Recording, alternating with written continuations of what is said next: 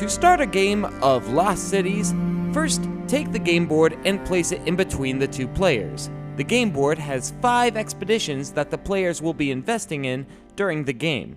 Next, take the deck of cards, shuffle it up, and deal out 8 cards to each player.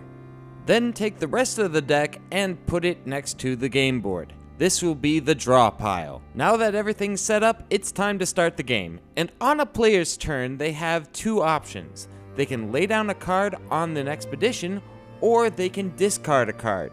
In order to play a card on an expedition, lay it down on your side of the board next to the expedition of the same color, keeping in mind that you want to be able to stack on top of this card, and that you can only stack larger cards on top of smaller ones. So you want to start with a low card and work up. After you've laid down a card, you draw one and put it in your hand. In addition to having cards with numbers on them, there are also cards with handshakes, and these are called investment cards, and they can only be played on the beginning of an expedition. So this white card we can't play because we've already played one with a number on it, so we're going to have to get rid of that later.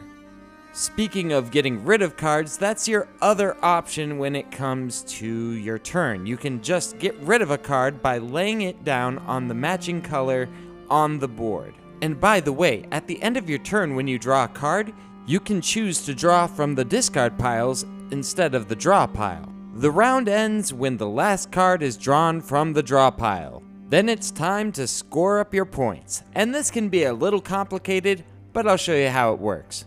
Alright, the first thing that you want to do is add up all the numbers for each column. So for red, that would be 40, green would be 15, white has 0 and will stay 0. You didn't invest in it, so you get nothing.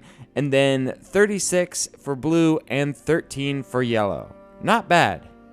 Next, we are going to subtract 20 from each of these numbers except white because we didn't invest any cards into white. So that means that red would be 20, green would be -5, blue would be 16, and yellow would be -7.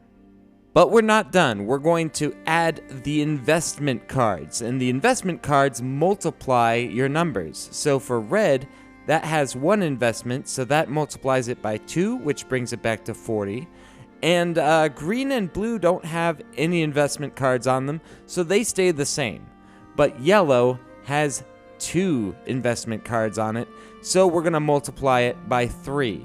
So 7 times 3 is 21, it's negative, so that's -21. After you've done all of that math, it's time to actually add all of those scores together, and this player came out with 30 points. Now I know that sounds complicated, so let me just simplify it right here. First step, for each column, add up the numbers.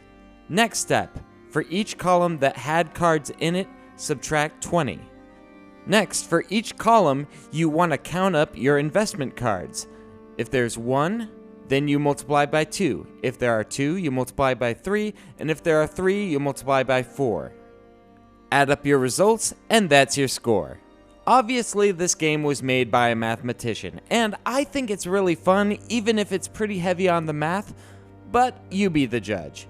And until next time, this is Hogwash, over and out, catch you later.